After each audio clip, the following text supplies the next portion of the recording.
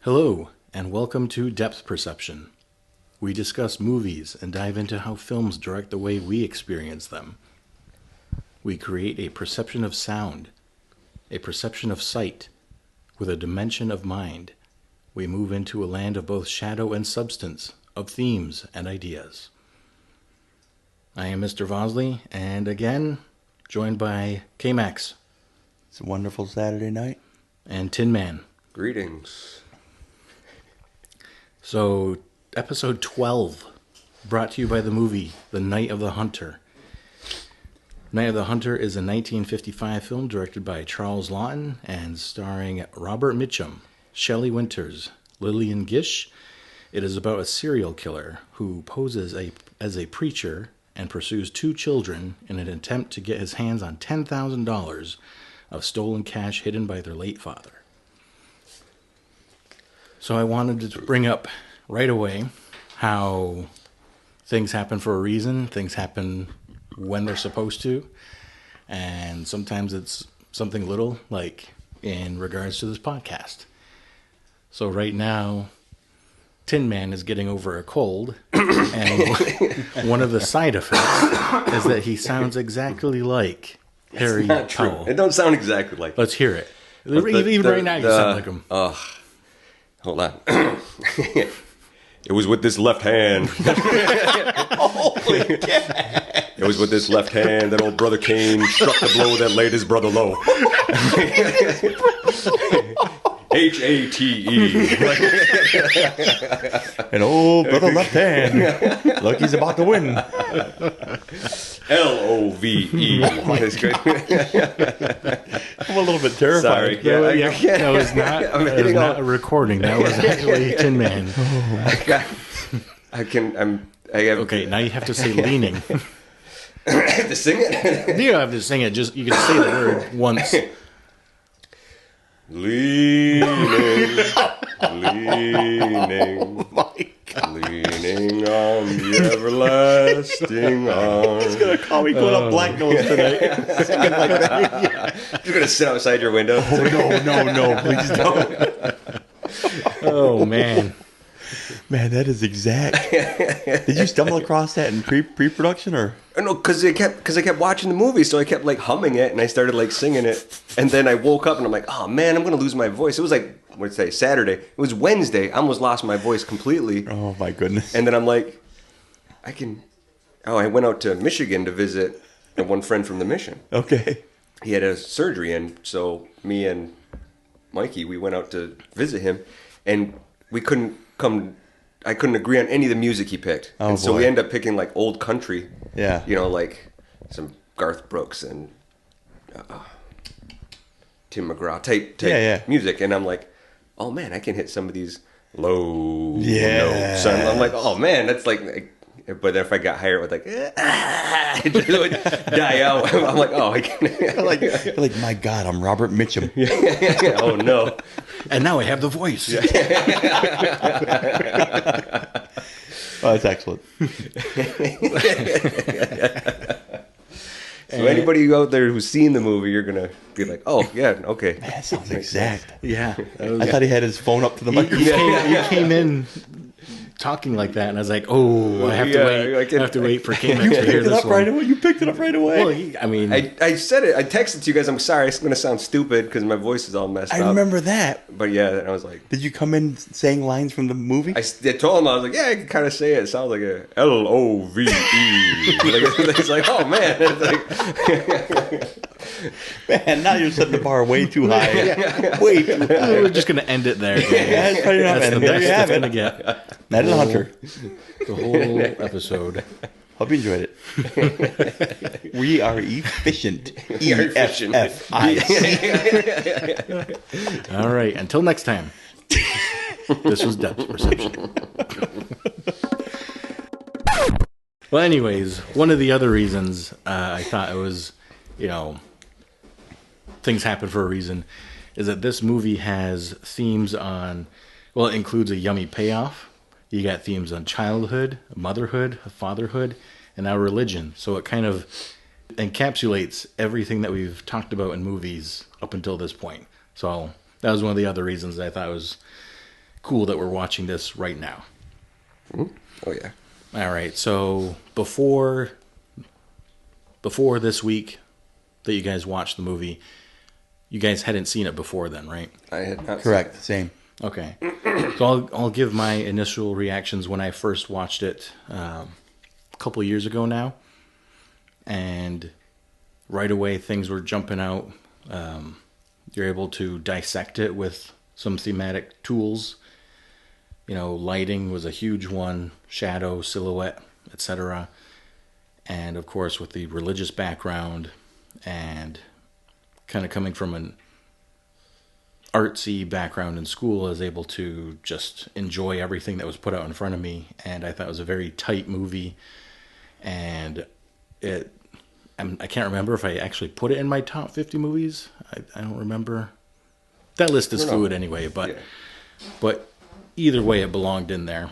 It's a movie that I watch sparingly, and I'll watch it when I need to feel like I need to exercise my brain and interpret things or perceive things or, go through symbolism of things, because it's one of those movies that it doesn't hide those tools. Right. The symbols are right there for you to see. Everything's plain as day. And it's, I think it's a pretty good watch. But, Tin Man, initial reactions watching it. Okay, initial reactions watching it.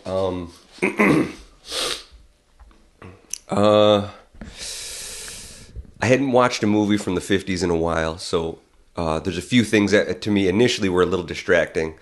Like that one scene where they arrest the father initially, how he's like backing up, the police are there, kind of they pistol whip him in the back of the head, and the kid kind of reacts funny, and it's just a 1950s movie, and I kind of had to wait for the dialogue, the rest of the story to unfold to kind of feel like I didn't want to get bogged down in the little things just because of how things were filmed so differently. I really liked when they find the body in the water, like how that's shot, even not knowing the history and everything behind it. I remember being like, that is looks like a nightmarish dream sequence where she's underwater just floating in the waves and stuff like that, where the seaweed in her hair is just kind of flowing with the current. And I liked how the Mrs. Cooper kind of understood him and read him right away, because I didn't know how to take his reverend persona, and it's very much a wolf in sheep's clothes. And she calls it out in the very beginning of the story, but you're like, oh, he's convincing everybody like this is not a real pastor. Like he's clearly a killer, but he's a serial killer with mental health issues and what else on top of it. And he's using it as a guise to trick and he's being cunning with his tactics to get money, to kill, to whatever he needs to. And it's neat that they had that even in that time, because I didn't realize that a movie of that level of creating a full character, a convincing character that's used to trick people into killing was even done back then. And I'm wondering if that's, that plus the religious element is why it got so much kind of hate from the very beginning. Because he did not do a single movie after this one. Charles Lawton did the one movie, and it got so much backlash. He never did another one. We'll save the rest of that part for next section, I guess. But on my initial watching, I liked it, but we had a few little distractions to it, and I was still looking for I was hunting for the symbolism. And then I watched it a second time, and then I ended up going piece through it a third time. And by the third time, I really enjoyed like just kind of watching it and having so much understanding where it was going. Now I'm kind of appreciating it for what it is, I guess. So I liked it, but the first time through it kind of was 1950s, a little distracting, not used to how things were shot and filmed and how the story went. Yeah, I mean, I know there's a few movies where I've recommended them to you, and they're the black and white movies, and it's kind of like, oh, sounds good, Yeah, I'm like really hesitant to watch them, but like I don't want to not watch them. I don't want to say no. I want to get to them. Like some of them do have distractions like that, but there's others. it's a different type of storytelling that's refreshing when you compare it to like today's storytelling. Yes. So it's very concise, and you can tell what the filmmaker is trying to tell you right away. Right. And there's more brought to your attention for you to perceive, I guess. But K-Max, initial reactions. I'm going to include 2 times. So the time we watched last week, and then watching it independently afterward. Ooh. Because I have to put those 2 together for my first impression. We watched it, we chatted, and then we watched it late. And then as it got on, there were probably times when I was a little bit tired toward the end as it was kind of pulling all together. And so my first impressions were, my immediate sensibilities are to be defensive about anything regarding faith. I get defensive quick. So I'm thinking, oh, even in the 50s, here's Hollywood. Okay, of course the pastor's the devil. Of course he's the bad guy. He's psychotic. And so the rest of the world and secular world can say, yep, they're those kooky Christians again. Of course he's a wolf in sheep's clothing. That's what they all are.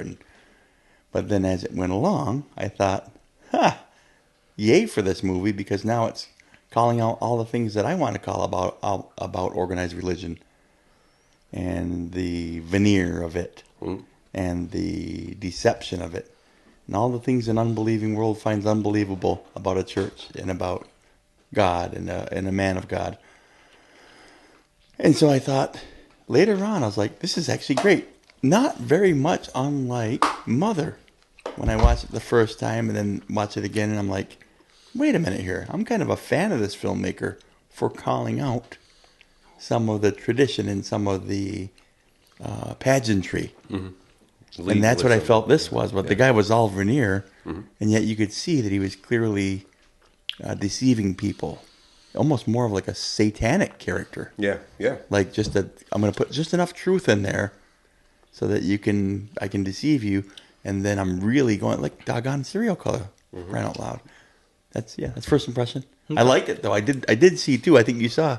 I was able to see the cartoonish blocking, and the cartoonish figures and shapes and things like that. And I was, like Corey said, it was a good exercise tool to be able to see those things. And it was almost like a mother hen watching me, like Mr. Kincaid and the Partridge Family.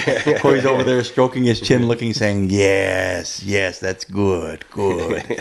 Because I'm like saying, oh, look at that. And I said, that's a little bit weird. And he's like, So yeah, I did see some of those things. I don't even know what to make of them the first time through, but the second time I saw why the filmmaker was using them. Like, I know why he's building this tension right now, or I know why he's using more light colors right now.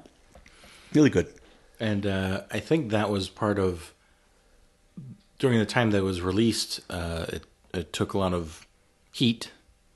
I think critics didn't really understand what he was presenting everybody from a visual standpoint. So some of those shots, when he's riding the horse and John's watching from the barn, and you just see the silhouette in the horizon of him riding the horse, and people point out like, oh, it looks so fake, and like you see the silhouettes of the house and the barn next to each other that clearly don't match what it looks like in real life, and thinking, well, that's a continuity error, that doesn't match, it doesn't look right, doesn't look real. That would be a distraction that you guys talk about if it was that, right? And so I feel like that's what maybe people are watching at the time and not really understanding, that's on purpose. It's supposed to stick out like that. And so we kind of move on to cultural significance of this movie and its implications today even. So at the time, I know, Tin Man, you read a little bit about the context of the film and, Yeah, so I think it was in the 30s. Yeah, because he was killed in 1932. The real serial killer who it was based on, his name is Harry Powers. But he had migrated to the U.S. and he would go on to was called Lonely Hearts ads, and would say, I'm a civil engineer, I travel, I have all this money, I have whatever you need, would marry someone and would take their money. Some of them he would kill. He'd change his name, would move, would take the house, move, would kill the children. Oh my! He had built a house. He had built a garage. What was it? It was like a cinder block garage with no windows, about a mile from his own house on the same property, and they had found nooses and children's clothes and women's clothes, and then shallow graves with bodies. Jeez. Eventually confessed, and I believe he was hung in Moundsville. It's the name of the town that's in the story too. Okay. So Moundsville is the judge. I had no idea that it had anything like related, anything grounded in reality at all. Yep. He changed his name multiple times, Cornelius something. He wasn't a pastor. He didn't use the pastor persona, but that's what was for the story's sake. Sure. But I'm going to steal from these women, take all the money I can, kill the women, kill the children, take assets.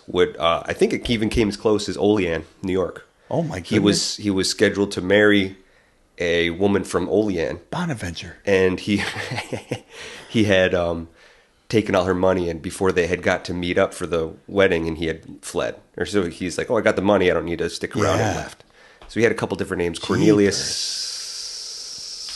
something was one of his pseudonyms. He had a couple other fake aliases he used. And but yeah, no. And then in I want to say it was 1932, he was hung in Moundsville, West Virginia, if I'm not mistaken.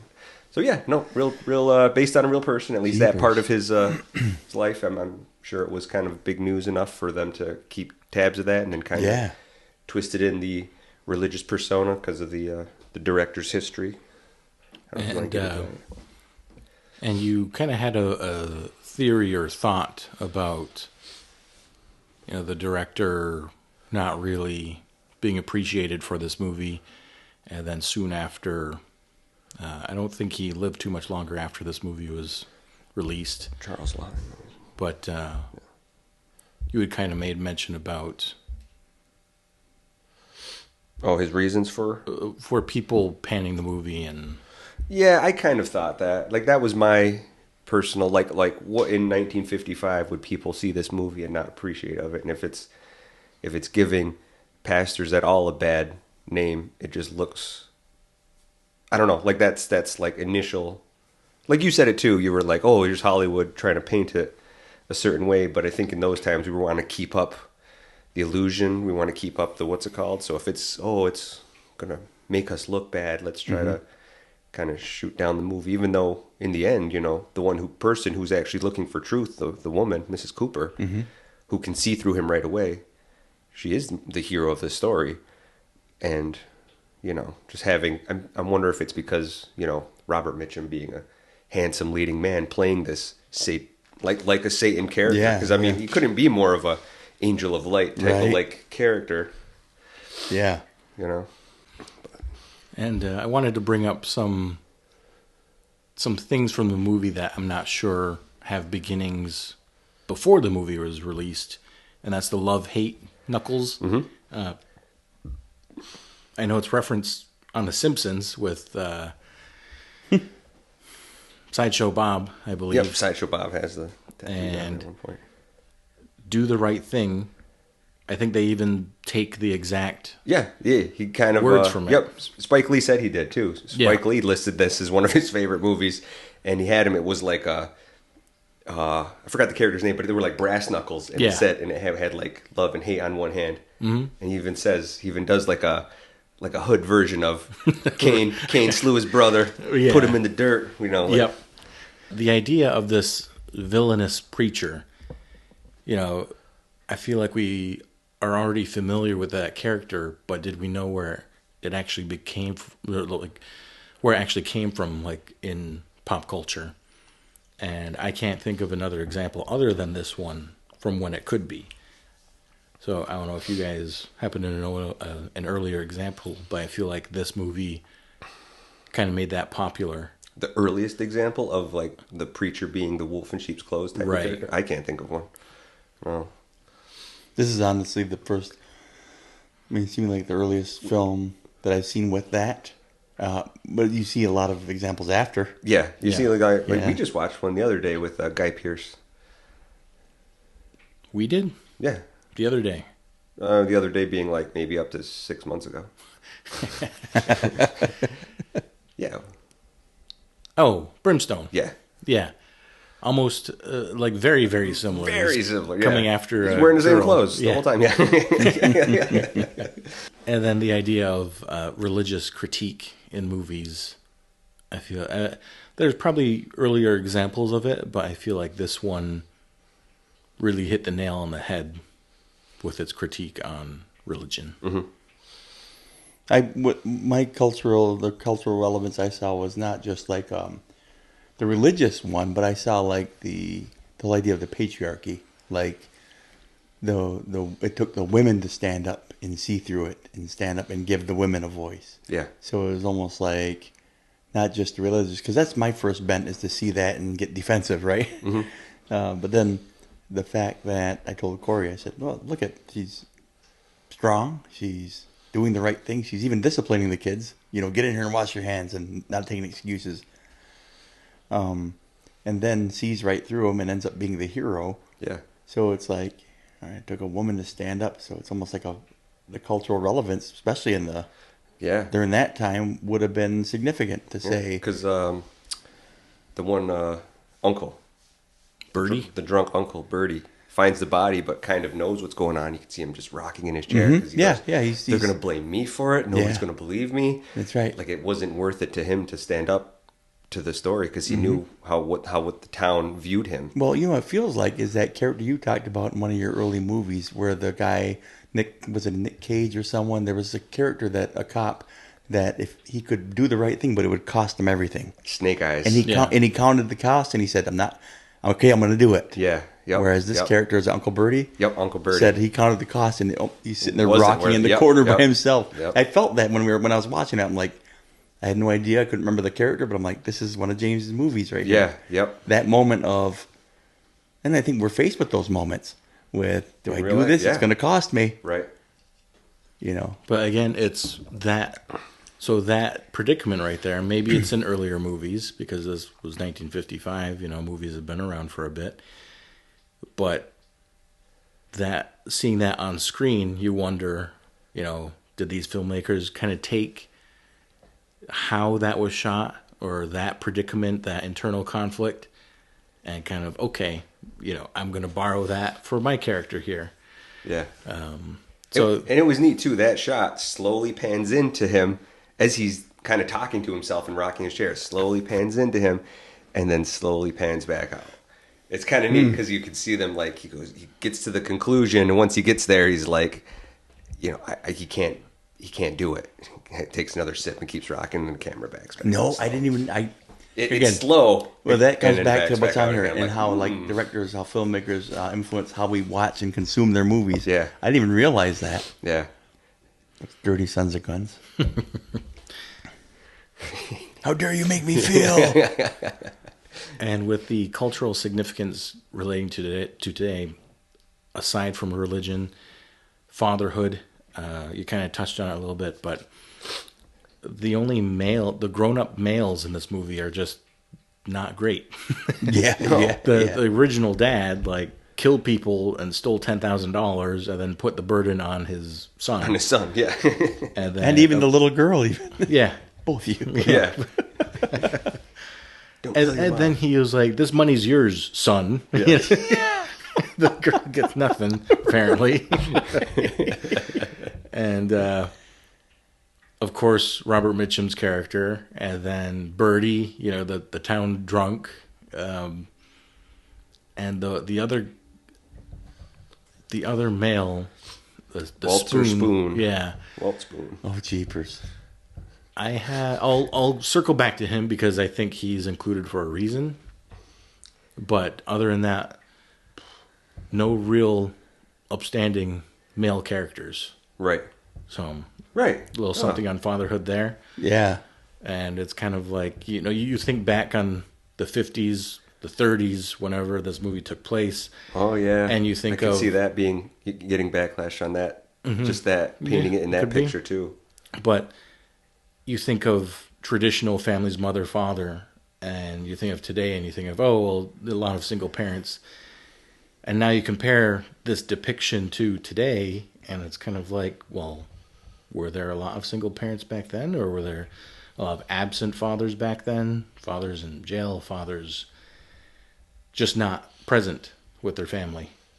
So, pretty interesting significance here because the movie is 70 years old and it's depicting something that's like 90 years old. Mm-hmm. So it doesn't seem like much has really changed when you compare family dynamics and religion dynamics. Were the good old days really so good? That's old. what I was asking. Yeah. They're old days for sure. They're old. Yeah. That's what I kept asking myself. I'm like, yeah, it's tradition where the good old days, like, and as young people, we're kind of always fed that growing up. Oh, back in, you should have seen back. Oh, we would have never tried to pull that back in my day. The world was just better. I'm like, not so sure. Watching the movie, did you have an overall theme or message that you were drawn to, or were there just so many things that the movie was saying? It was just multiple themes that you were gathering. I had taken a screenshot of a couple different ideas. One of them was Lawton being originally drawn to make Night of the Hunter because of its themes of religious hypocrisy. According to a biographer,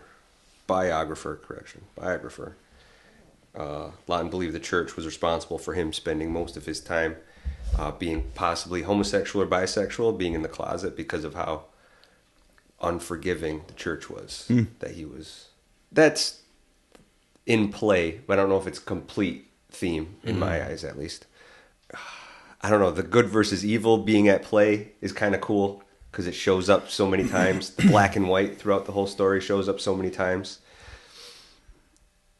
And his story, like, the good wins, it triumphs, because though it's going to lose. I'm like, yeah, it's the theme for the whole movie. It shows exactly what's going to happen. It's foreshadowing. Foreshadows everything. And, good wins in the end. But it doesn't look like it will, and then it does. Like, oh, okay. Old brother left hand. Yeah.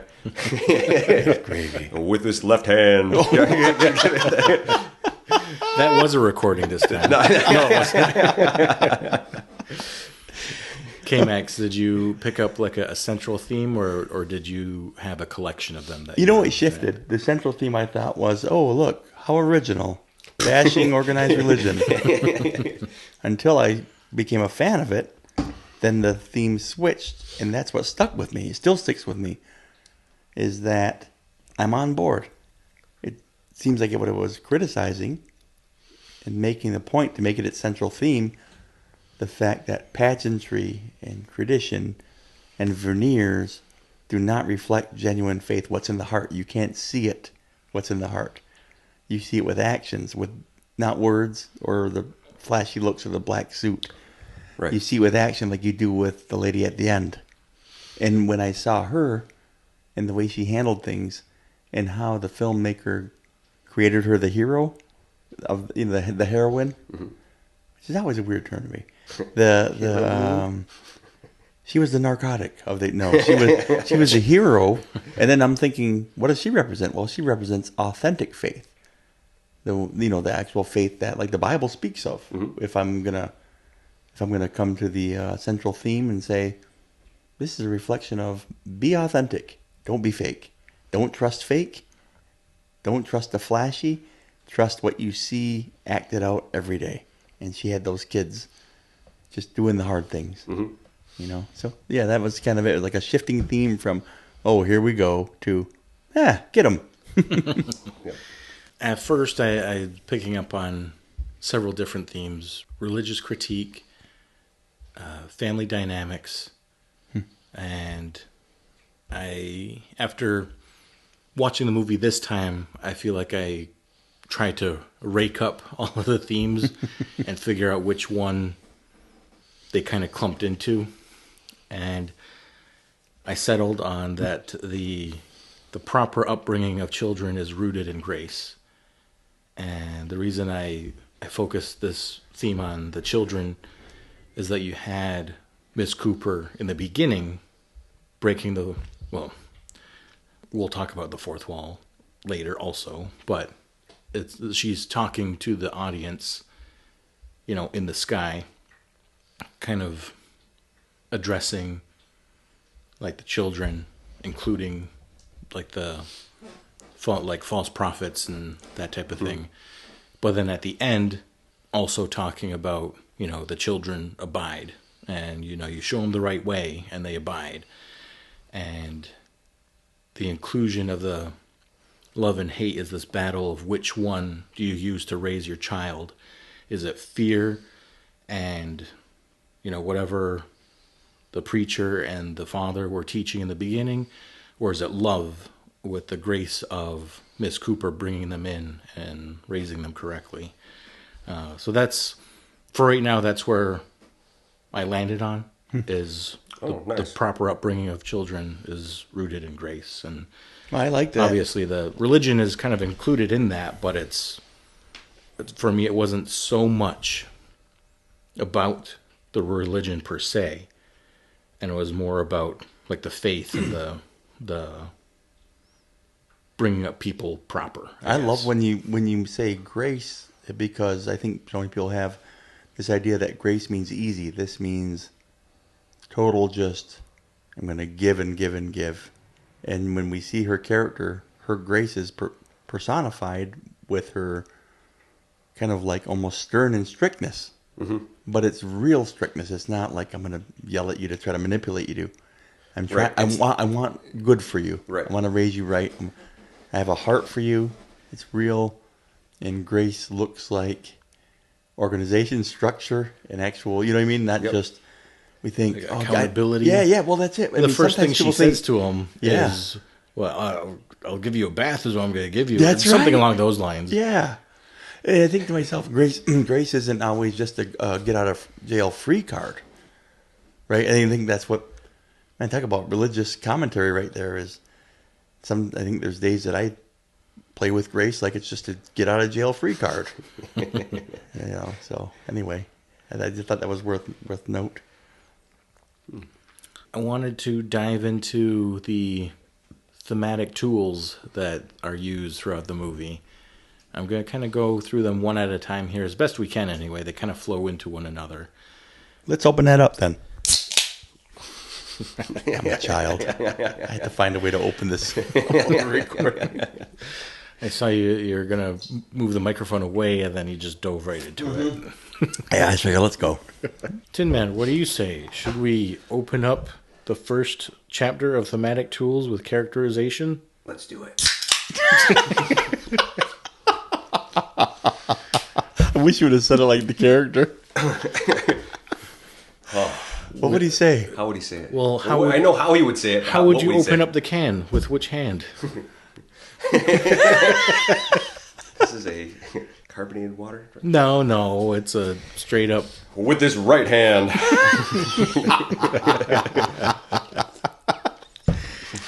My favorite. Zevia. Z-E-V. B-U-D-L-I.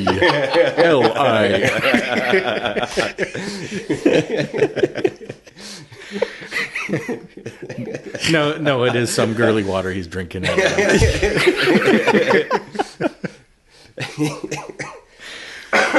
So we'll start with characterization then. Obviously, we have to start with the hunter, the preacher, just how he's depicted on screen. I mean, we'll start off with he's always wearing the preacher outfit with the hat. A strong silhouette is always on the screen when he's there, and right away it's like announces his presence on the screen.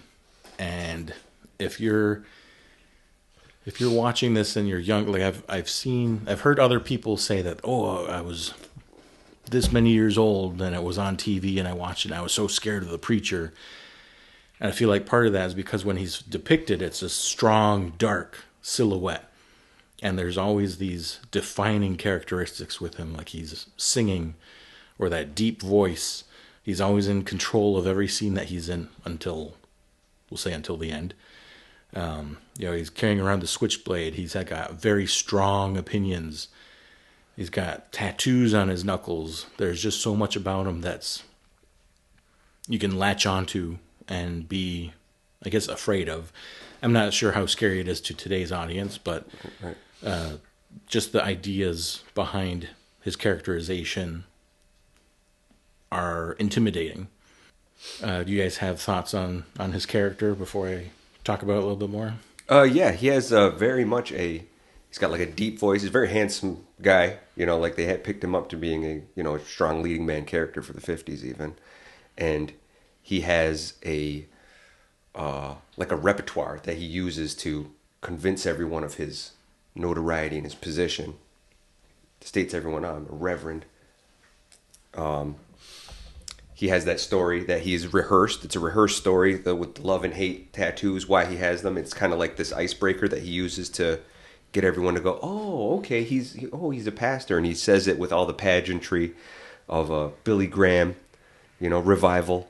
And everyone who hears it, for the most part in the story, is just kind of like instantly disarms everyone. They're like, oh, he's a pastor. He's someone of notoriety, someone we should revere, give him stuff. He's, they give him free fudge, and you have to stay for dinner. You have to do this. And he sings, and he's got a great voice for singing too. Like he sings throughout the story, and everybody sings along with him. There's like a picnic that they set up and they have for him. You can see everybody's wearing more white and lighter colors compared to him, but they're all singing along like he's this wonderful thing. He's got them all convinced, and it's kind of part of his charm to get what he wants.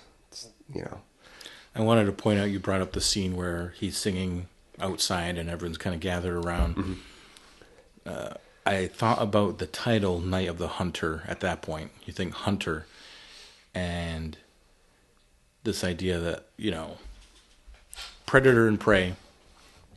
Predator's going to pick off the slowest, weakest, oldest, youngest prey that he can. Yep. And that scene especially exemplifies he's the only full-grown male there, and he's surrounded by women, children, Mr. Spoon that's like 70 years old. Yep. And so that's why I said circle back to him, that he's there, but he's old. Yep. So he's just surrounded by prey. Yep. And who's right next to him is a recent widow. This bed of prey. Yeah. And he can have his pickings as to who he wants, and so that's why Night of the Hunter. I was like, oh, there's the shot of why he's the hunter right there. He's moved right into. There's no one else to oppose him. Yep. He can pick who he wants here. Yep. K-Max, what you got on? Well, the characterization of I just thought that when like some of the notes that I had gotten from it is like with Mitchum saying that it was his favorite role.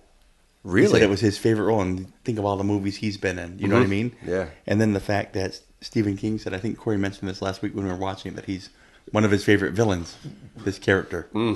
That's so cool. But the thing is, too, is like John, I was talking with Johnny, my buddy John LaChance, who's Stephen King's like the back of his hand type of thing. He's just huge. And I mentioned we were watching this movie, and the idea that, and he's like, oh my gosh, and he was naming different villains that Stephen King loosely based on this preacher. Oh, wow, that's cool. Just like, again, I couldn't remember them. I probably have to talk with John again, but it was like, he was naming them, and I was like, oh, cool. And he's like, yeah. He goes, you could probably see some. I'm like, wait, hold that thought. Yeah. But then also, like bands that I like The Clash and Nick Cave and the Bad Seeds. There's a song that's on, like, the Piggy Blinders soundtrack that kind of references that character. Oh, really? Yeah, and then the Clash has a song too that kind of references that character, and I dug a little bit and I couldn't find them, but I looked in a couple places that says that is, and the different shows that we're talking about, the movies like Do the Right Thing you guys mentioned, Blazing Saddles, Rocky Horror Picture, The Simpsons, Seinfeld, also Seinfeld. And I can't remember the Seinfeld one, and I'd like to think that I'm a pretty good Seinfeld fan, and I can't remember because they reference the love-hate. Yeah. And that, too. I can't remember which one. Huh. Be interesting, though. Yeah, I got some things that I need to. So, like, it's just woven throughout pop culture from the 50s on.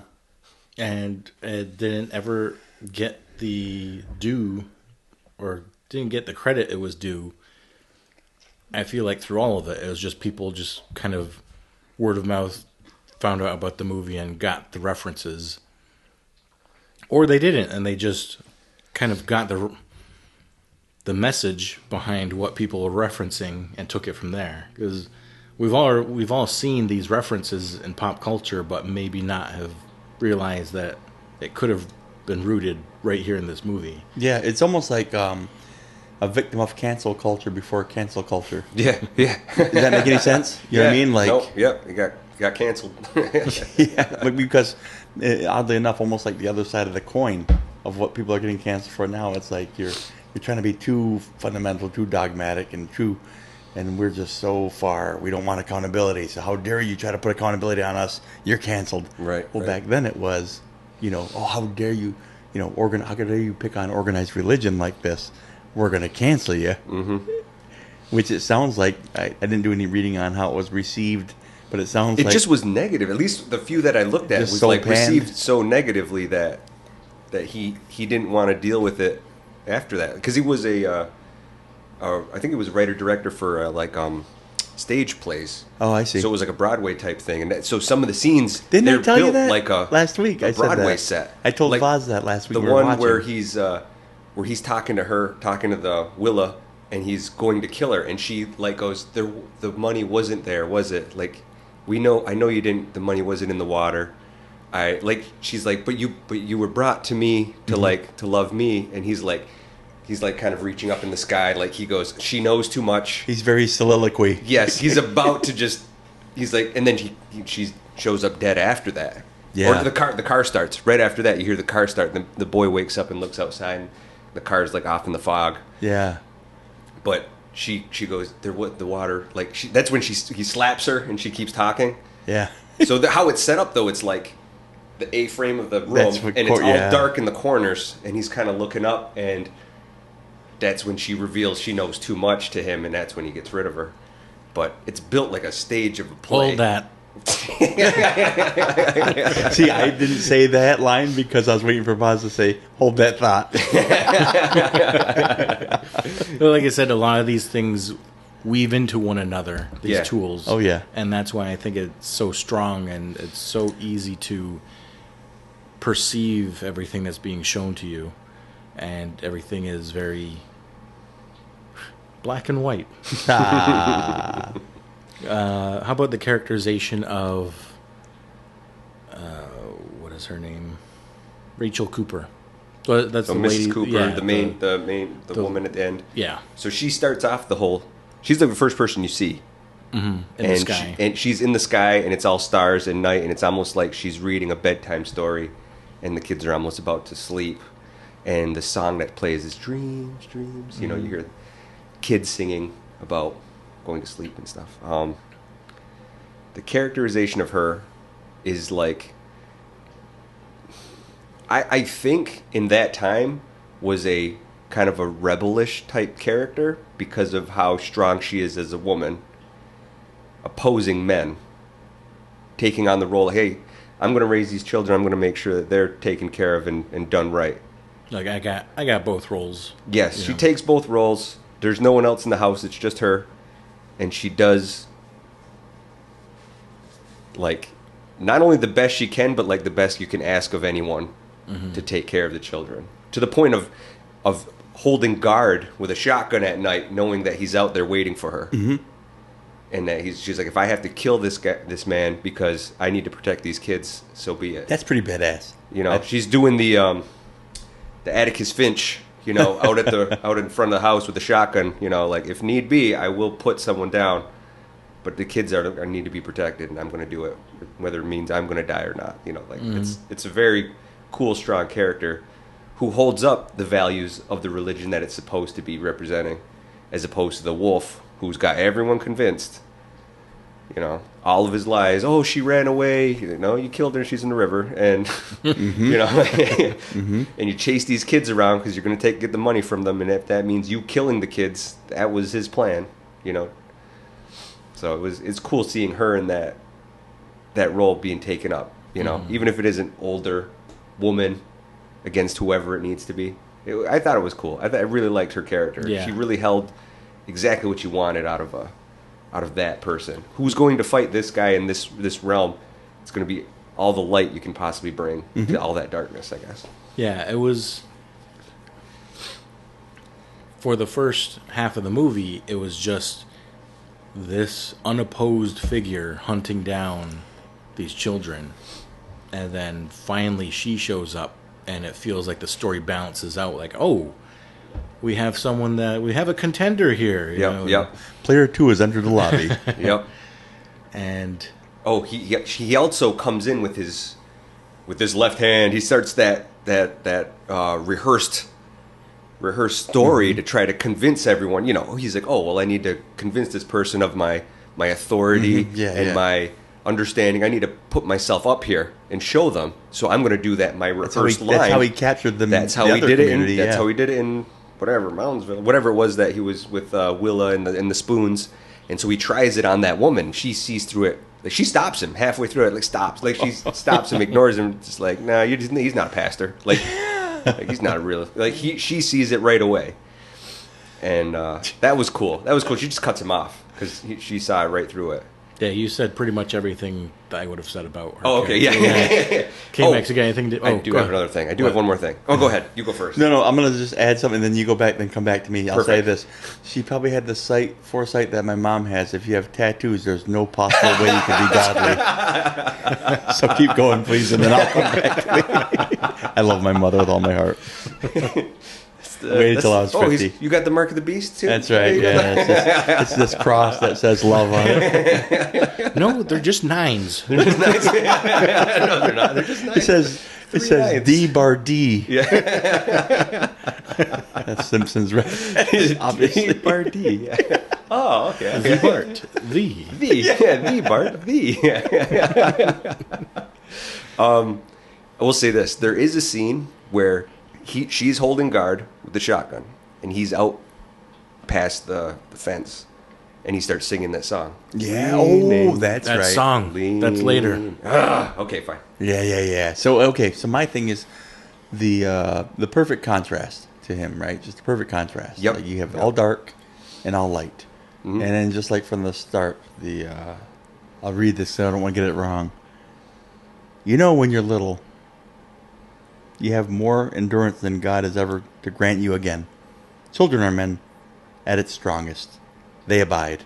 That whole quote there, it's like that is the contrast to everything he's after and all of his thoughts and intents of his heart. And just setting the groundwork. I didn't know it at the time because I'd never seen it before. But this is like the filmmaker kind of saying, this is something you'll need later. Mm-hmm. And here's the show. Almost like a stage play. Yep. It's wonderfully like a stage play. The Jiminy Cricket. When you dream, you can unlock a whole world of possibility. With his arm going, and scene begins.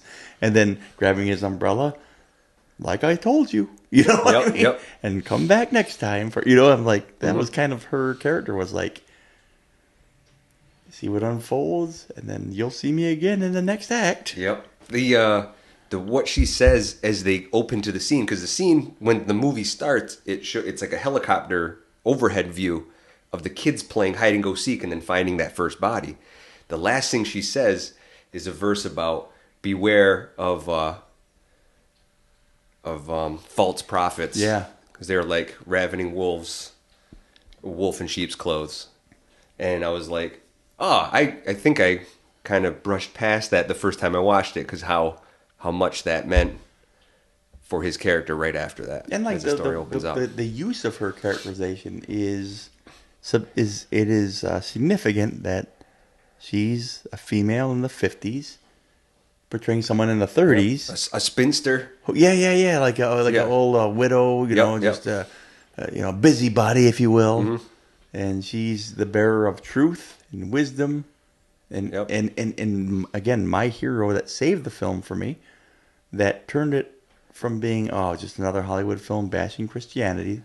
How original, It's like, oh great, you can do a Trump imitation. You're hilarious. You know what I mean? Every comedian now on late night show, it's like dig a little further. Don't just serve us low hanging fruit. Yep. And then her character comes in, and it's, you're not bashing that. You're bashing the veneer. You're bashing the right.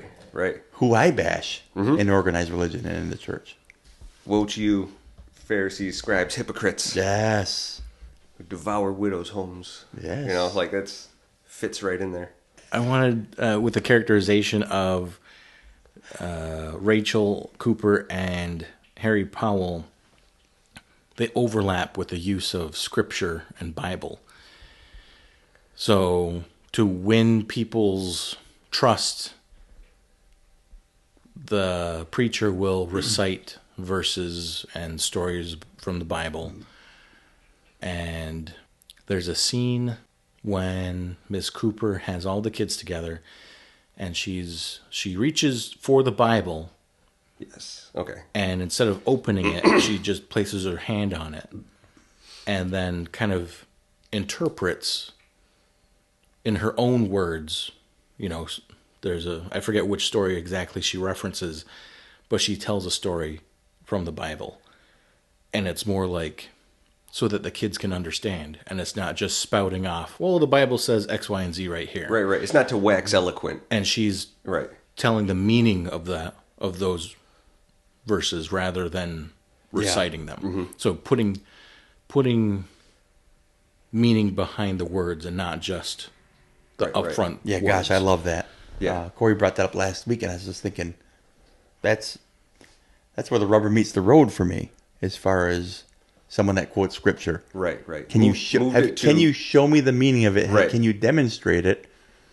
Or can you show how it's applied? Right. She puts it in the context for the children to be able to consume. It's almost like having it on your wall. A house that sees abuse and all these horrible things can have all the scripture on the wall that it wants. Mm-hmm. But if it doesn't permeate the life and how parenting's done and how love is done, right. then it's yikes. I won't say useless, but it's like it's all a veneer. Mm-hmm. So I thought that was cool. I like the implication too that she goes to open the Bible and just placing her hand on it, and she's able to tell this story in her own words means that she's studied the Bible. She's looked in there, and she knows about it. She knows what everything means. And you compare it to the hunter who isn't seen once with the Bible. Yep. So, I thought... Is that before or after? Because I'm trying to remember this right.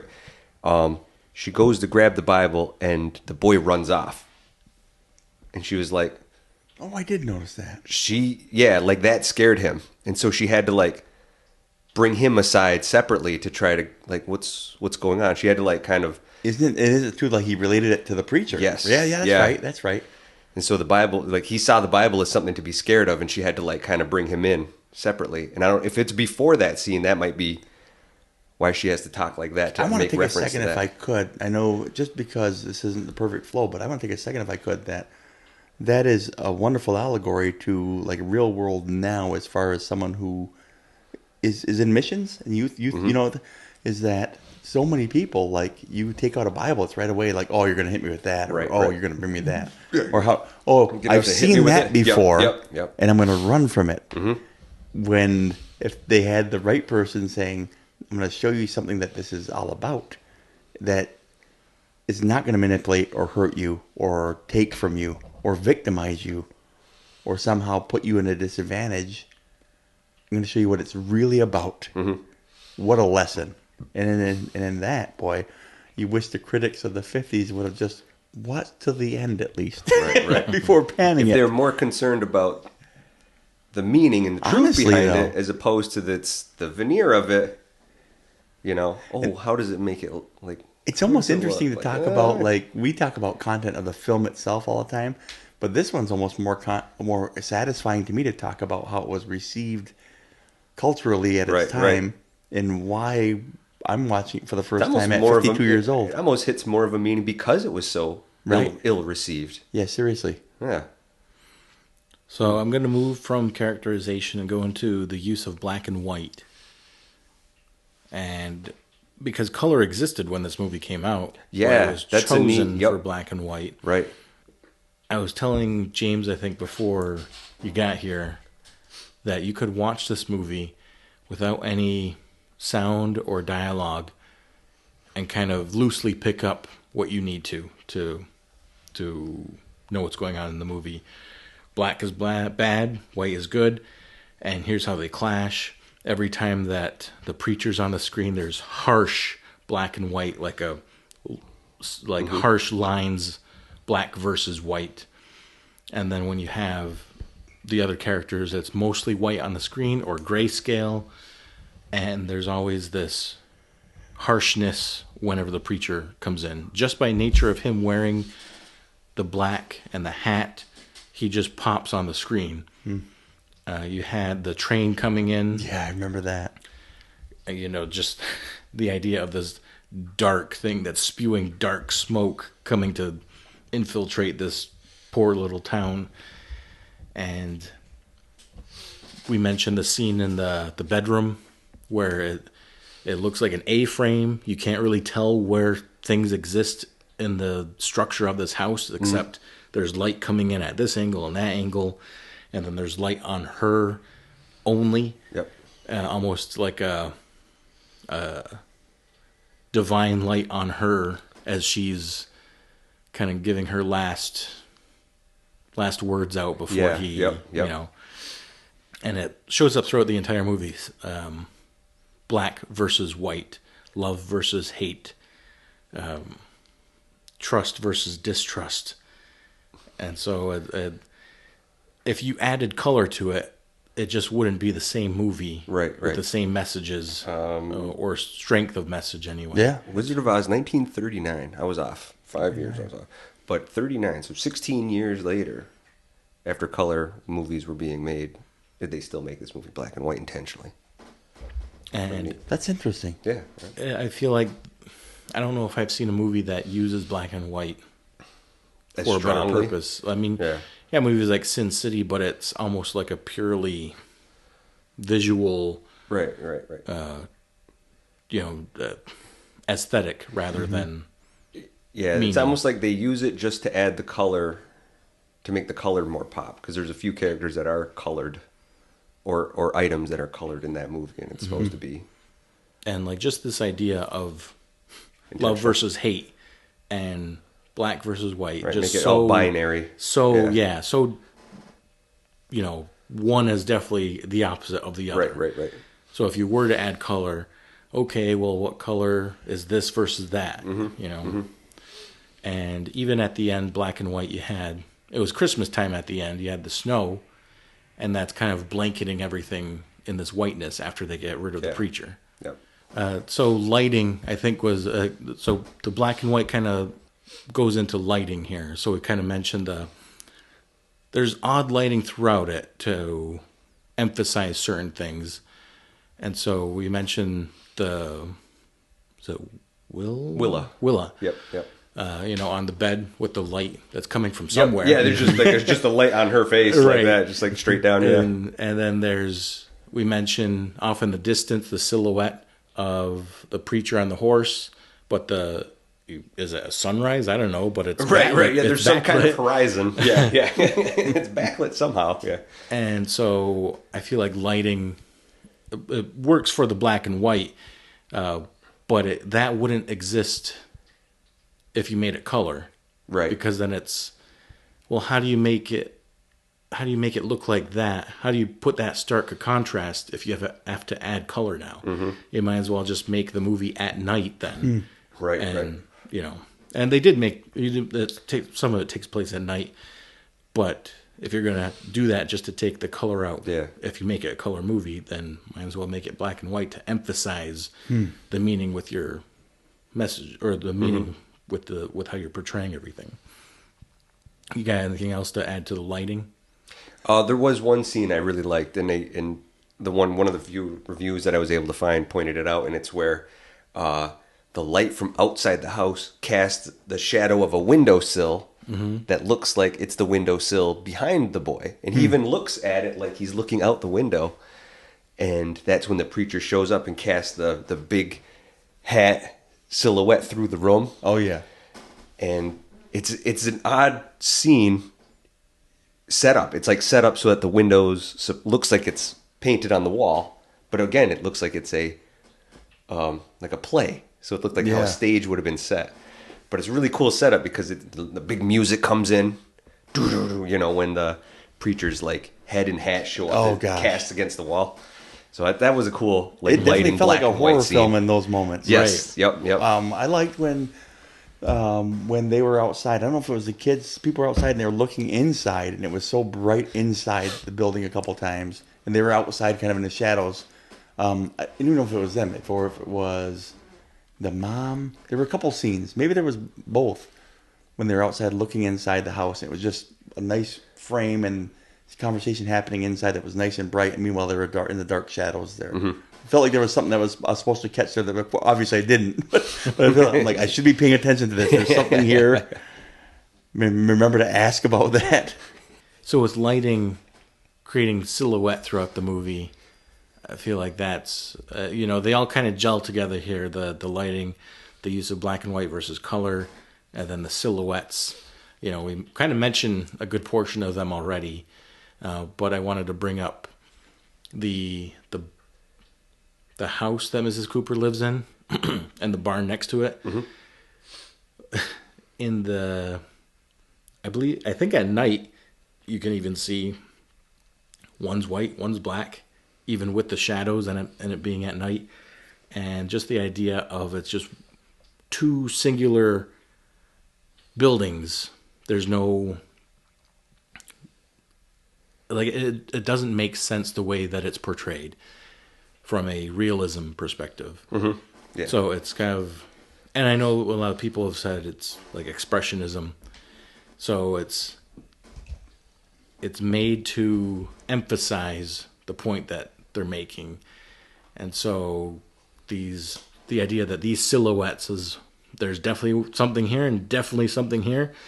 I don't want you to have to worry about any bushes or trees or anything in the background. It's just these two things right here. Yep. And they do that a few times, I feel like, where it's just this versus that. And again, the horizon where he's riding on the horse, that silhouette. And it's just, it gives things more feeling, I guess, more emotion attached when you see those things. And especially I mentioned with the characterization of the preacher, just his silhouette showing up on screen, and you're instantly like, that's a bad intimidating guy right there. So, any other use of silhouette that you guys picked up there, or no? Okay, so maybe it wasn't silhouette, but like, I don't know. I just thought it was odd. There's a scene where he's in the beginning, earlier in the story, where he's watching a burlesque dancer, and it's got that classic trumpet, or what is it, trombone or whatever, the music, like, and the lady's dancing, and he's just looking at her, like, just scowling, like everything about this woman he hates. I hate perfume smelling things and whatever. Like, he's got like this hatred for curly hair, things with curly hair, and it's like, I don't know. Someone interpreted it like a sexual repression, hatred for women, something that he's got, and has connected it to God. This might be symbolism. It's okay, but so in that scene, all the guys next to him and around him, kind of not really the guy right next to him, but everyone around him is like casted a shadow from their eyes up, and it's like, and they all like, have like the same like kind of like weird frown, like kind of like we all aren't supposed like, to be I'm here, dirty, so like, yeah, I'm not dirty, you're dirty, yeah. But it was like a neat like they're covering their eyes. It almost looked like all the guys were trying to cover their eyes, all in this seating that they were in, like movie theater type seating. And right as he's like scowling, he pops the switchblade and it cuts through his jacket. Okay. K-Max, did you notice any other silhouette? I like the silhouettes of the homes as they're they were in the foreground, and in the background the silhouettes of the homes were almost cartoonish. Mm-hmm. Like they're painted or something. Like you said, stage decorations. Yeah, kind of makes it feel like a fairy tale. Like I know you mentioned the Mother Goose. I think you mentioned, right? Yep, it was like a gothic Mother Goose was one of the terms used. Noir fairy tale was another term that I heard was used. And that was one of the other reasons I focused my interpretation of its primary theme, was because it felt like it was speaking to kids. It had fairy tale qualities, and even there are more like pictures drawn as the what you're seeing on screen, rather than like a film going on. I guess they did have to use like forced perspective on some of those scenes because they said they used like a midget on a donkey to play the preacher and a horse. Because it wasn't really...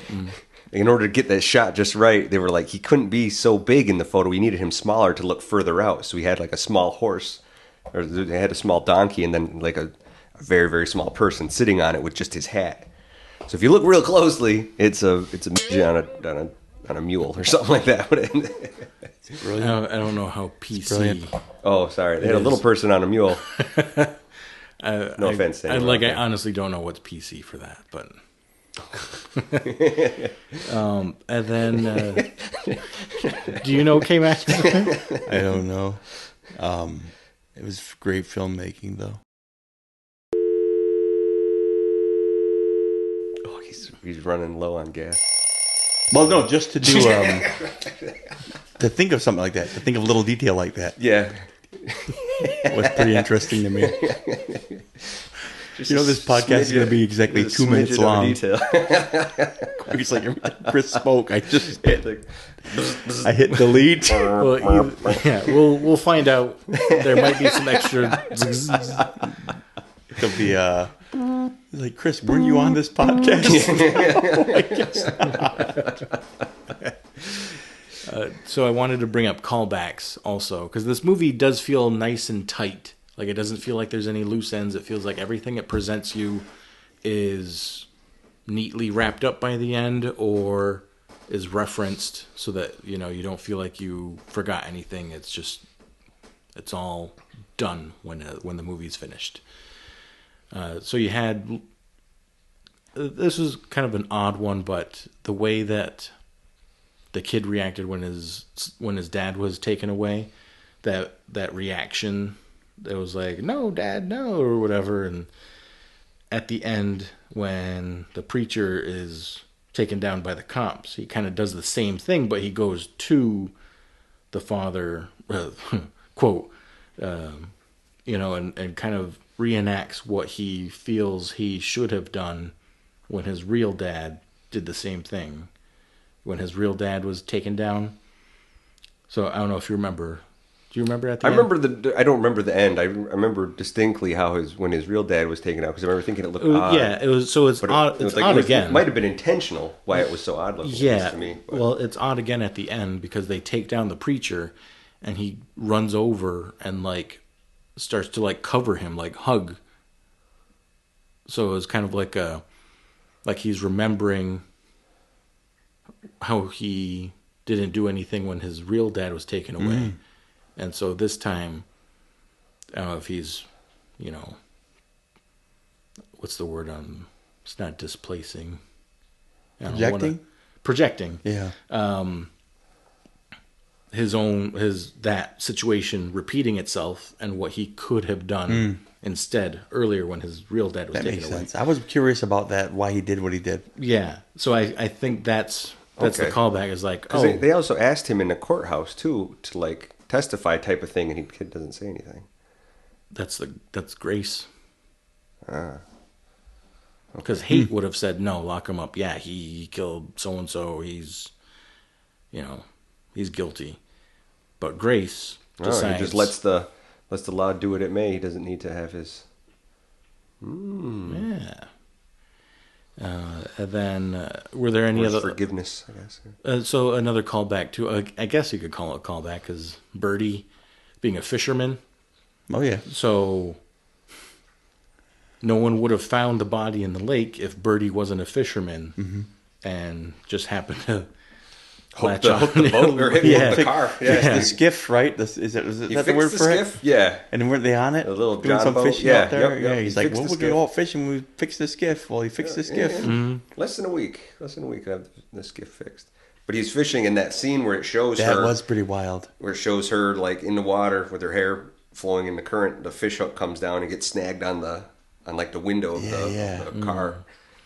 Looks down. Oh man. And I guess you could call this a callback, but the way that the preacher was able to kind of cast a spell over the masses in the town with the spoons and everyone else with song and scripture, you kind of have that called back at the end when the same mob that he put a spell on is calling for his head. Yeah. Yeah. So I thought that was a cool callback too, whereas like it flipped on him and now they're out to get him. Yep.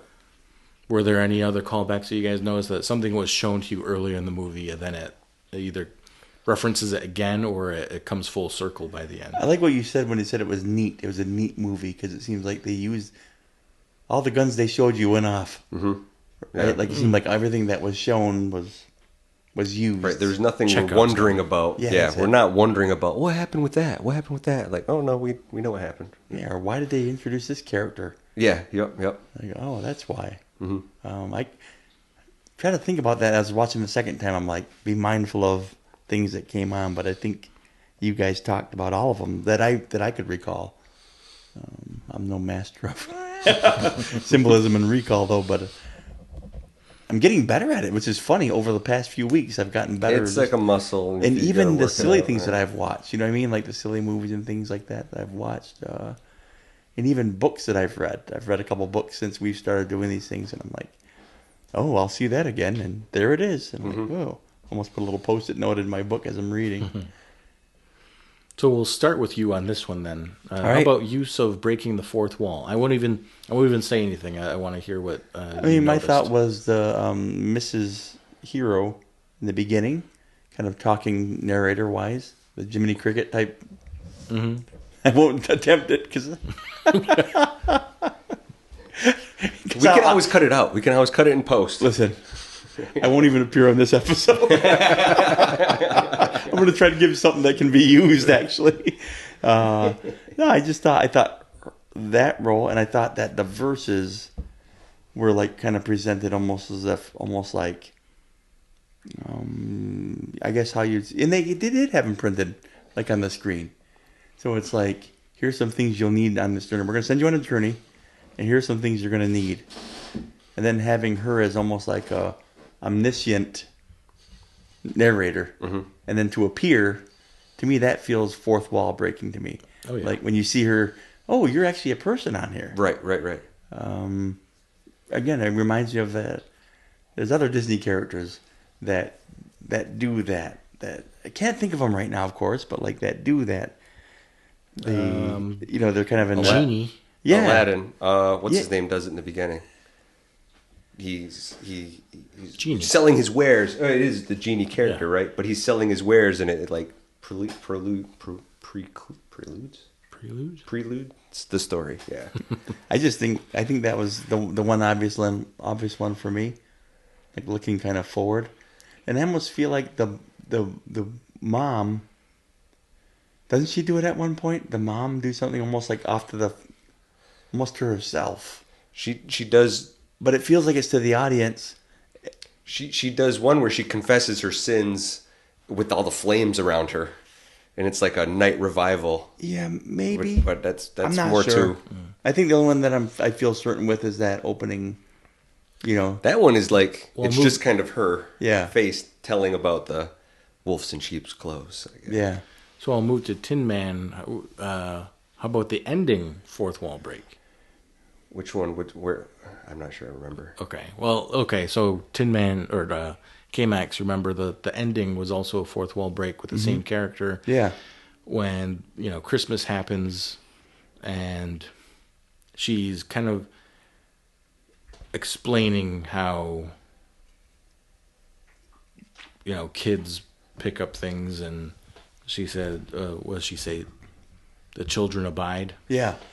So she's kind of giving closing remarks to the audience, and it's and it's after you see the kid give her a Christmas present, and it was like just this act of kindness where he can't afford anything. He's a little kid, but he finds like an apple or something, and he just wraps it up and he gives it to her as a present, and that kind gesture right there kind of gives the audience the okay, like, okay, the kid's in good hands. He's learning grace and he's being properly raised in this house. And then that's when she kind of turns to the audience and gives her closing remarks. Yeah, that's right. Yeah. Yeah, it's funny because I somehow in my head I took that to the front. I think that's what I'm mainly thinking about. Oh, that okay, little okay. turn to the audience, and I like that, by the way, that nice little bow on it, because it's almost a mental health thing too, like a healing from trauma type thing. Like, all right, audience, we're gonna help you debrief here. They're gonna be okay through all that trauma. And that's one that we didn't even get into this episode, was like the idea of domestic violence in this household with the preacher and Willa, and then the preacher with the kids. Like, that's something that we'd even touch, was that idea that certainly relates to today as well. But oh, the callback. Can I go back to Yes, two clicks? The callback. The jar. Remember the shelf with the jar on it? Yeah. And he looks at it, and I told Ozzy, I'm like, hey, I got one. I'm going to remember it. And, of course, I didn't remember it. Then later, the little boy recalls it and uses the, Is it when he calls him down and he knocks all the jars off to hit him? Jars so he down. can I'm escape? like, the gun went off. The gun went off. Ozzy's like, very good, Padawan. Yeah. Now keep up. Try to keep up. well, that reminds me, part of the characterization of the preacher that was very interesting to me was just how zany he was, like cartoonish, like Wile E. Coyote almost. Yeah, like the candles get knocked on his head, and just like, you could, if there were Tweety birds spinning around his head, I'd be like, yeah, that fits. And he's running up the stairs with his arms out, like oh, Frankenstein. Yes, yep. Or the first. Do you guys remember how we're introduced to his character? Isn't he like in the car talking to God, or no? Yeah, that's his first introduction. Is that That's the first thing he does. He goes, "Is it 5 or 6?" Like he's talking about the people he killed in the car. Oh, that's right. But when he's in the prison and the father character is like talking in his sleep, you see his head like pop upside down. Corey literally and the guy like wakes up to punch him and knock him out of his bed. He's like, Corey was cracking up, and I thought I saw you write it down too. I see his head go whoop. Yep. What you got there, buddy? Yes, I got top bunk. Yeah. And then when he got shot, or when he got shot at the end, even before he kind of popped up from the foreground, he pops makes up like a face like. And then he gets shot, and it's like a wild dog. It's a Mel Blanc impression. There's 2 Mel Blanc impressions in there.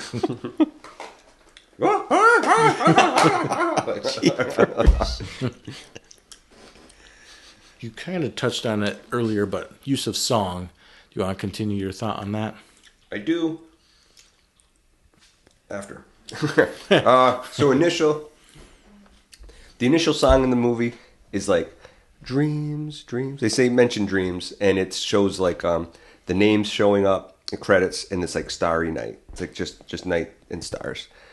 But that kind of gives that illusion of like the kids are being read a story at night before they go to sleep, and then it shows Rachel Cooper, the heroine, her story, the hero of the like her talking about the wolf in sheep's clothes, but then it kind of has like the heads of the children that are listening to it, and there's that music, the dreaming music that shows up initially, and then there's the hang hung. Like, see, yeah, man, jeepers. I told K-Max, I was like, that's rough. It's a Ring Around the Rosie type tune about their dad who just got hung for stealing the money. So messed up. I think he killed 2 people. Yeah. Stole money because he didn't like that the kids were suffering. I think the way to go about it, like, great way to go about it. Speaking of callback, our podcast on fatherhood and the big gesture. Yeah, and the big gesture. I'm going to die, but here's the money. And don't tell your mom either, because she's got no sense. But, his character. But then they sing that song, and the little girl starts singing. He's like, "Don't be singing that song." Right. Like she didn't have no idea. Like they're singing about your dad dying at the gallows. Yeah. By the way. Hey, your daddy was hit by a train. Yeah. Now, how about the main song? Do you guys? Okay. So. Oh, leaning. So he sings this song Perfect. multiple times throughout the story, and there's in the hymn there's a second verse that matches it, and she sings the leaning on Jesus, leaning on Jesus. He never says the name Jesus in the entire time he's on screen. I watched it a third time just to see if I could hear him say the word Jesus at all. He does not. He doesn't touch the Bible. He doesn't bring it out at all. He puts on the show, but when it comes time to like be understanding or real depth or whatever behind it, there's none of it there. When she sings the song, they sing it. So for those out there who maybe haven't seen the movie, he's outside the house. He's planning on attacking. He's told, "I'm coming back tonight to get those children." She's standing guard with a shotgun, and he's outside the house, and she can hear him singing. Oh, and yeah. as he's singing, leaning, she takes Go ahead, the keep second. singing. I'll sing your part. Go ahead. I got it. Go ahead. Leaning. I'll come in on the next one. Leaning. Leaning on Jesus, leaning on Jesus, Safe leaning and on secure Jesus, from leaning all on Jesus, Lord. leaning on Jesus, leaning on Jesus. Lean on the everlasting arms. Well, that's the only way we could say it. It's not nearly as bad. James's part was great, but I forgot the lyrics. But yes, that was they sang the same song together in a duet as they're in a standoff with each other. yeah. But her understanding, or her part in it, she brought in the name Jesus, and he never says the name Jesus throughout the entirety of the movie. Reminds me of the verse in is it in Proverbs? It's like lean not in thine own understanding. In all thy ways acknowledge him, and he'll direct your path. It's almost like a verse that's perfect for that. It's like he's leaning on his own understanding of life. And I'm going to have sympathy for the devil for a second. These are desperate times. Great Depression. We don't know what that's like, what that does to somebody. I would hope it wouldn't make us killers. But the dad, it made him a killer, and we have to think that he's like at least a measure better than the serial killer. Right. But it made him a killer. Yeah. I mean, she calls someone to call the police, and they don't show up till daytime. It's hours later till the cops are even there. So Okay, we don't open till 9 though. Yeah. We got to check our voicemail in the morning. We'll let you know. But so when it has the bad guy, I'm like, of course you're awful. You're bragging about how many people you've killed and whatnot, and then the dad is like, his justification is, well, I got so tired of watching these kids go without. Yeah. Well, you don't kill people. You don't kill people. Right. Like, we watch things in shows now, like zombie movies and whatnot, and it's like you see them have to do these heinous things to survive and defeat. We even watched the Train to Busan, right? Where these dads and these people did these awful things. The Ghost of Christmas Future. The Ghost of Christmas people Future. and kicking them and whatnot. It's like, Yeah. And then Corey says, well, he's just trying to live. He's guilty of just trying to live. The dad was probably just trying to feed his kids. Like, there are families, like, in American history, that is like the only time that people like starve to death. Working class people literally starve to death. So I've never had to watch my kids starve to death. Watch them and be helpless to stop it from happening. That might be why they placed the time frame in the story. The setting was so many years past. Yeah, so it might be better, like 1955. I think the U.S. was doing very well in 1955, much better than compared to 1932. So they're like, we're going to send it back a few years. That level of was it desperation and what's the word I'm looking for? Like, they're just void of any good at all. Like, not decadent. I can't think of the word. Depravity. Yeah. The level of depravity. It's like based on what does Howard Stern say? Oh yeah, we're 2 paychecks away from anarchy. Yeah. We all know it, and we just try to act like it doesn't exist. He said, "Oh, you'd never do it? That's awful pious of you.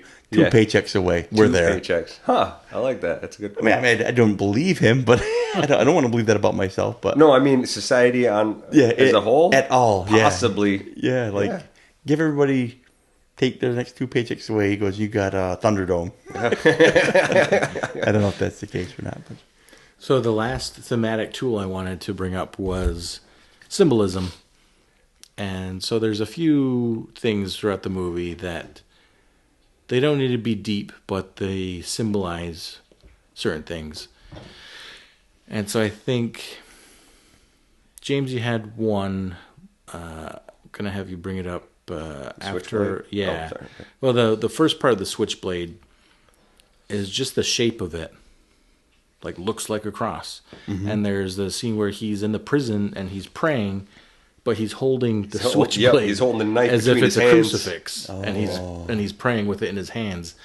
And then the way he kills Willa, and his weapon of choice is this crucifix-looking weapon. Mm-hmm. So very like on the nose symbol for how this man uses religion as a weapon. Right. How he's kind of twisted it to his own. But then you mentioned that you had another way that it was. So one of the reviews I was listening to was like it was representative of his sexual repression. Oh my goodness. So like when he's watching the burlesque dancer. Oh, that's right. And he's staring at her, and he's like hating himself for his personal lust. Yeah. You know how he's so against that. Like lust that's the devil. That's the devil to him. Yeah. And so if it's some kind of personal hatred, mother, whatever the factors were to get the character to where he is now, that he's watching her dance and looking all sexy, and he's like getting angry, and then pops the blade, rips right through his jacket. Like, how representative is that of his own sexual repression? Wow. Possibly. One of the reviews I listened to is like all it's missing is a boy. But I was like, that's interesting. Like for that character, why he hates them so much, and he's as soon as she's married to him, he's already laying in bed. And she kind of comes in with like a light, maybe wants to try something. It's her husband after all. Yeah. And he's like, what are you coming in here to paw at me? Yeah, she had some game going on there. She did. Trying to mac her game. And then she gets the look in the mirror, look at yourself. Yeah. Gets the talk. Of course, I didn't understand that when we came into pre-production. I'm like, guys, he would have been. And you're like, no. And I'm like, oh, wait, you're right. He's so deep in his psychosis that this is righteous. Right. The twisted version of what he believes is right. Right. And who God is to him is all incorrect. And but show is what he... Well, it came back a question, like, with being a new husband, there could have been some relation there. Yeah. And he chose not to. So he's like, maybe he does have some, border, not like righteous, but like, sex is evil, so let's... Yeah, it's only for procreation. You're planning on having more children? Exactly. Yeah. But to me, it was because you're having this love versus hate conflict throughout the entire story. And so if he were to give in... Right, that would be some more sort on of the line of love. Yeah, that'd be some sort of connecting the relationship. Right. And so because he represents everything hate, right, you can't even have that. Right. He has to make it just awful for her too. She just hates herself, like just. And she not only does that, she tries to do right by him and buys into it. Yeah. She's part of the preacher's revival, and with all the fire around her, being like, yeah, I was wrong and sinful, and I wanted to, yeah, I gotta clean myself, and she's trying to confess her sins because she wanted to have sex with her husband. Like, how dare she? How dare she? Yeah. How dare she? Looking. I'm not dirty. You're dirty. We talked about the Bible, and I think that's a symbol for how you conduct your faith.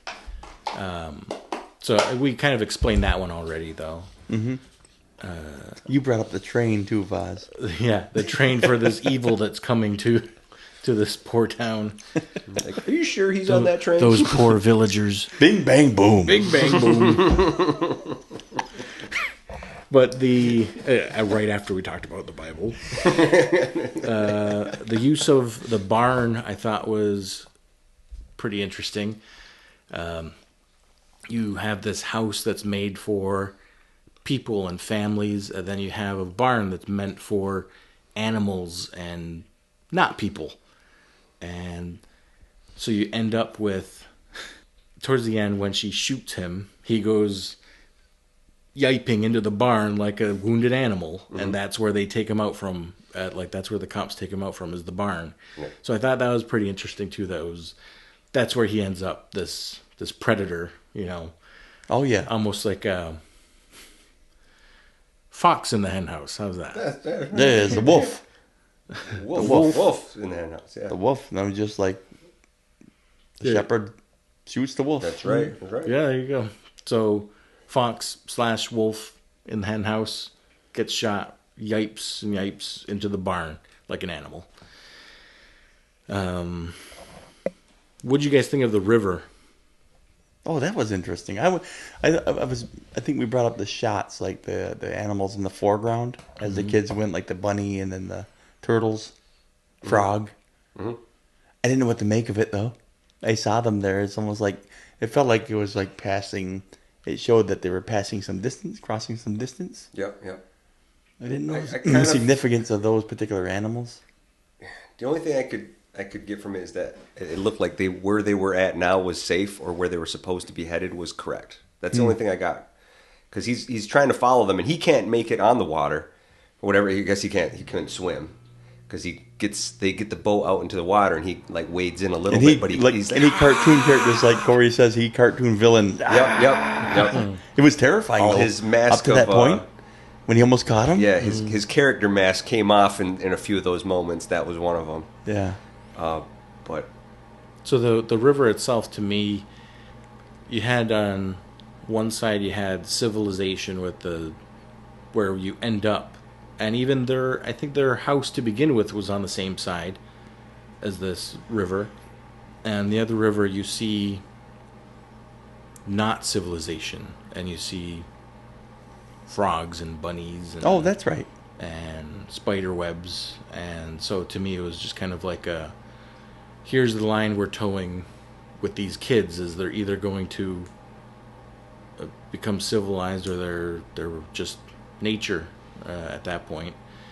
But as you're crossing as they're floating down this river, it's actually a pretty violent clash between black and white on this river, and clear representation of love versus hate affecting these kids.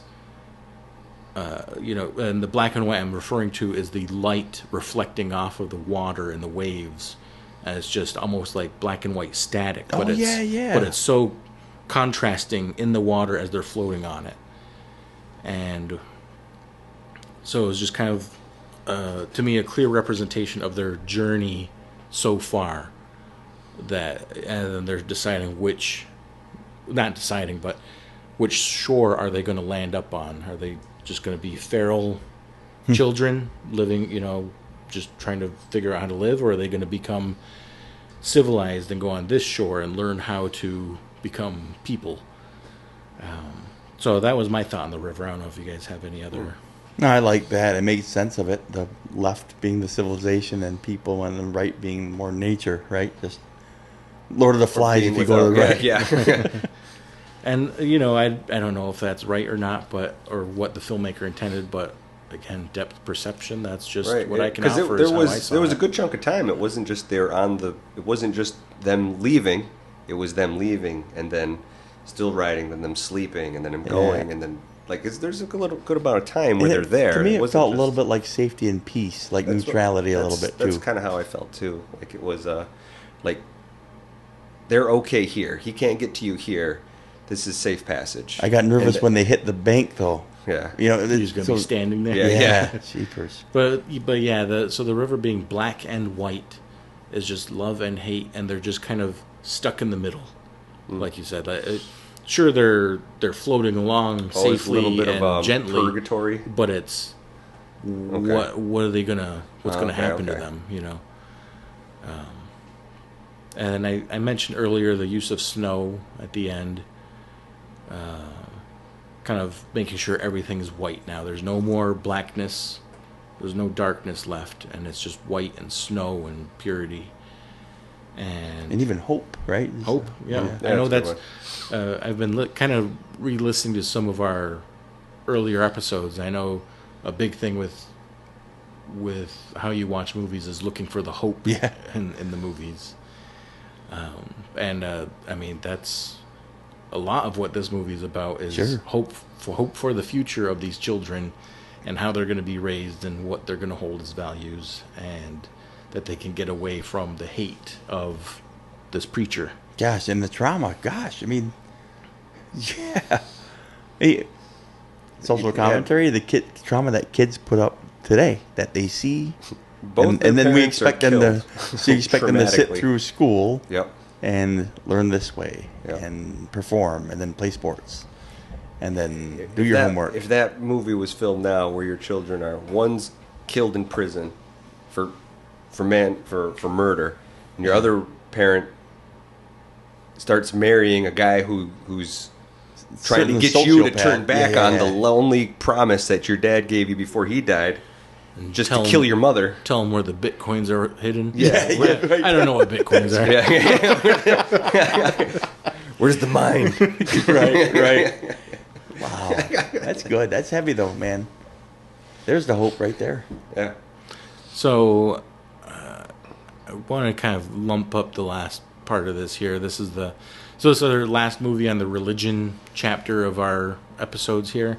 So I wanted to kind of get closing remarks from you guys and any other remarks on this movie as it relates to religion. I'll go first. I was never even allowed to watch anything that talked about the topic without just presenting Bible, gospel, Judeo-Christian viewpoint, positive, the end. Documentary or Ten Commandments, or maybe Ben-Hur, or maybe, you know what I mean? Like, I remember, like, Passion of the Christ. So, like, all the very much Christian, that's close to the Bible, or we can watch this or that, or you'd watch it Easter time. Mm-hmm. That was the extent of anything with religion. Even like vaguely, you know how we kind of broadly described it, and broadly cast a wide net, movies that can have religion in them. To watch anything that would go contrary to that, or even be critical of it, well, it was very much a kinjut, very much you don't touch untouchable, just something that's just taboo. Yeah. And then so the nature of this entire little unit of study felt foreign and felt a little bit yikes. I hope my mom doesn't find out. But then, upon further review, I'm glad we did it, the exercise, because I think both of the case studies that we looked at, to kind of broaden perspective, did that in a really, really cool way for me. Both of them, we could probably play it back. Made me feel like, oh, here it goes again. And then at the end, ultimately I got to a place where I'm like, you know what, I agree with you. You're taking a shot at the things that I dislike about portrayals of Scripture in the Bible. Mm-hmm. We're kind of on the same, was it, the enemy of my enemy is my friend. So you're taking shots at the nasty cruelty, awful things that organized religion and the church has done. And I'm like, amen to that. Yeah. Yep. So it changed my perspective that way. This whole exercise has. Will I still be defensive? Am I still careful that God is not mocked? Yes, I take that stuff seriously. So this Night of the Hunter brought it full circle to me to say, okay, so the hero, the whole time, was going to be revealed at the end. That was this lady. To build her character up the most, this movie had to show you how dark this is. The veneer is, how dark the pretend Christian is, how dark the... Now here's what authenticity does. Boom. Easy win for authenticity. Right. How convincing he is. He has a whole group of people behind him. And yeah, so to me, it's like, looking at religion in films can be uncomfortable. It can be a little tricky. It can be something that's tough to navigate. For crying out loud, Harry Potter. is probably my favorite film series, but I wasn't allowed to watch it. So as an adult, and again, I don't hold anybody to blame or you feel like they're bad people for keeping me from some things they thought would. But you know, sometimes when you leave the home or when you leave that influence, you get to explore a little bit, and it's not like I explored it to find loopholes or punch holes in my faith, obviously. Right. But I think that when your faith is authentic, I think it galvanizes it a bit. Yeah. So yeah, it's been a fun journey for me. All right. Yeah. You brought up one quick thing I wanted to interject, and it goes back to the symbolism in this movie was the use of the moon. You know, when you said you had to show how dark things were, and you see the moon, and it's starting to be lit by the sun. You know, so it's like a crescent moon, and then it turns into the daylight when they do go upon the shore of Miss Cooper's property. And so that's just a little bit more symbolism with the night and day and the use of the moon. And so I want to add that in there. You remind me of that. But when I decided to dive into this topic, I myself was worried. I was like, I don't know, because it's a touchy topic, and I don't see it discussed too much in. That's right. You know, when people talk about movies, it's kind of glossed over that how much religion and faith is in movies, or at least in the Western side here. And I didn't know if the further we dove into it, what we would discover. Yeah.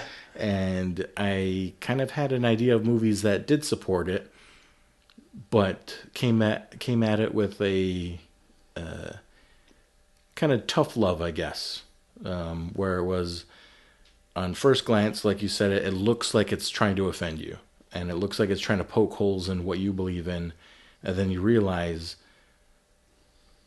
oh, they're poking holes in the same things that I want to poke holes in. Yeah. It's just that, you know, when you didn't know they were an ally with a similar right. idea until later on in the story. It's like, you know, if someone criticizes your football team, you stand up, you know, because we're big Bills fans, so you stand up for your team, but then behind the scenes, you're like, yeah, I really don't like that player. Right. So, and that's not directed at any particular player. That's just for instance. That's right, Diggs. You know, I wanted to add in my closing remarks for this little unit here. Did I say this in one of the previous ones where Billy Corgan, his interview with Rolling Stone? Yep. I mean, I just think that comes into play that, like, you know, and it never hit the press that he's like, you know, what's the next big thing in rock and roll? He said, God. And they said, well, why is that? He goes, he's the last unexplored topic of art and conflict and love and hate, and no one wants to talk about it. And he, pretty much what you said, it's not talked about a lot, and a little podcast dove in. You got my best effort. I don't know if it's good or bad, but I hope that people can hear that I wanted to handle it carefully and like thoughtfully, but also honestly, which is the hardest part for me. Yeah, because I was kind of thinking, I'm trying to come at this from a non-biased view and just incorporate everything.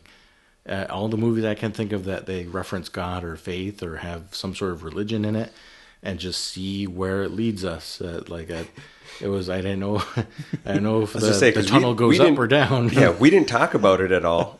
I watched the movie a few times and not with you guys, so I had my own ideas of stuff, and I'm like, we'll see what happens when I show up there. Like, I got none of that. You know, like we didn't 100% disagree on anything, so it was kind of... Well, Tin Man, take us home here. Give us your closing remarks and kind of circle this movie back to our discussion. Okay, so it is a neat point of view for the story to go after almost like what's legalistic. So in the Christian understanding, it's like people who hold values higher than the Bible. You know, we have these personal beliefs, but we go outside of what the book says because we have something that we want to see higher, because that's how we feel. And now it's all works-based kind of thing. And he kind of fed into that characteristic. He has this big Billy Graham revival feel and vibe, and there's not much depth to it. The pageantry he has with the left hand, is beating the right hand, is like, that's all has the feel and the act and the look. He's doing like a Billy Graham impression, but there's no real Substance. there's no substance behind it. But yeah, it gets everyone behind him because of how it sounds and feels. Mm-hmm. And the fact that a lady who understands the truth, really understands it, is not swayed by the fakeness of it all or the show of it, but the actual substance behind it. She sees it, and that's who saves the kids. That's who wins the day.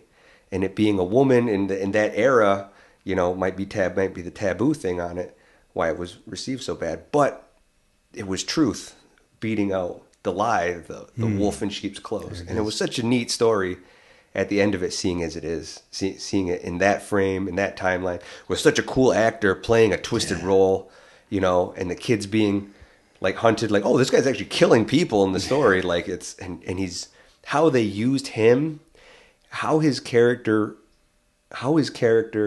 convinced himself was so convincing for us to believe him. Like it was he's really looking in the sky as if he's talking to God. Yeah. Yep. What was it, 12 now? Yeah. Yep. He's praying. There's no one there. He's not doing it for anyone. There's scenes where I'm like, it's not a play to his head. Yeah. At least in parts of it, he really believes. He's like, and you don't mind the killing. A lot of killing in your book. Like he's picking and choosing what he wants to fit him. And then he's praying to, it's not really God you're praying to, is it? That's not. You're thinking it is. You got a twisted version of what you think it is. Betwixt. Yeah, we got it worked out betwixt us. Oh, that's right. It's funny, they used that word twice. And I remember being like, that's odd. They used that betwixt word. They used it again. They used it one other time, and I can't remember where it was. But twice it's used. But how they made his character so complete. It's like they had to really take their time and go, what if they made him like this? What if they did like that? And then had how he was described on set. They said like he's a real like man's man. Like he was like a hunter and construction. He was like a real like, and he had a great voice. And he was like, okay, that guy's going to be, he's not some ugly, weird, quirky guy that everyone's kind of standoffish. He was charming and handsome, and he's reeling everyone in. I was like, that is an angel of light. That is the morning star, like that personification. It was pretty cool. So I like that you brought up that he was alone during the scenes, that he's by himself driving, and he's having a conversation with quote God, and he's praying with the switchblade in his hands. And so it shows us that it's not the faith itself that's incorrect. It's his perception of it. So he's viewing this faith through the lens of hate.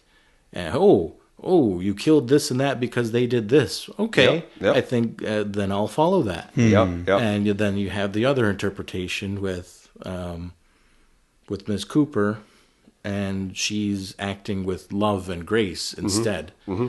So, yeah, I'm glad that you brought that up. Yeah. So I'm glad you put this one on, because I every time you add a movie, I'm like, I don't know if I want to put in the effort for all this.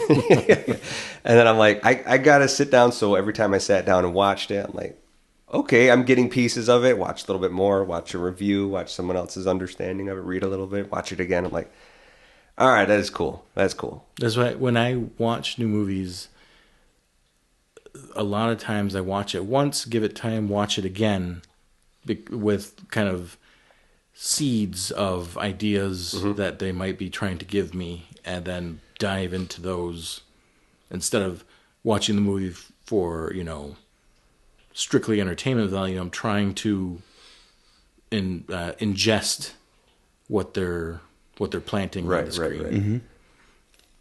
Excellent. The art of it. Yeah. Mm-hmm. By the way, I like the summary, James. It's not my mic, but I was going to do a mic drop, because I said the sound you heard, folks, is a mic drop after that, because I thought it was a really concise, nicely wrapped. Yep. Very good. So I love it. I love when I can just say a point and you guys dive into it from there.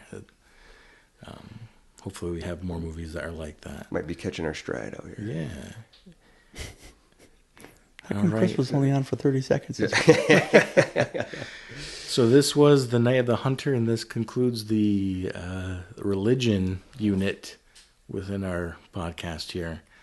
Don't be afraid to talk about topics and lean into conflict sometime. If you do it with reason and understanding and kindness, you're probably okay. And as long as you believe what you believe, you shouldn't be wavered by three idiots talking about something hard. Or a movie or a filmmaker making a movie. Expand a little bit. Don't be afraid. Don't be so scared. Well then, this has been Depth Perception. Till next time. Safe and secure from all alarm.